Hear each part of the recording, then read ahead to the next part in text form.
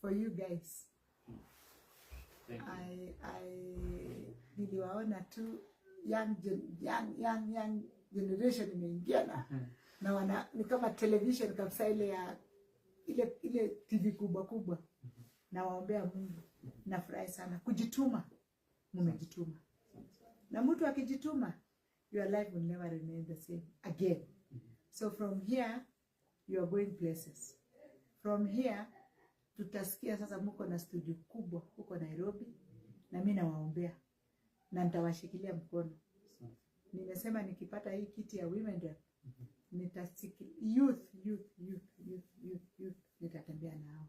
Ninafurahia sana nikiona watu kama nyinyi, kama hawa mmejisort, mmeenda pande hiyo, wengine ndio hao wameanza yao.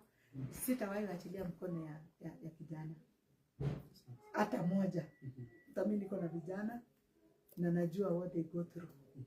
Sometimes when they don't have jobs, they are already married, it becomes very difficult. Yes. Thank you so much. And by the way, we have an empowerment on 15th August. We welcome. Thank you so much.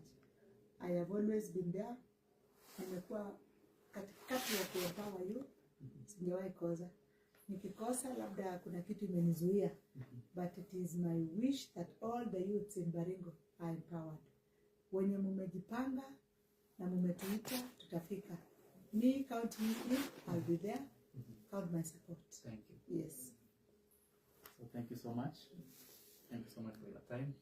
And then we have come to an end of our today's show for the PMA TV. And I thank you guys for your feedback.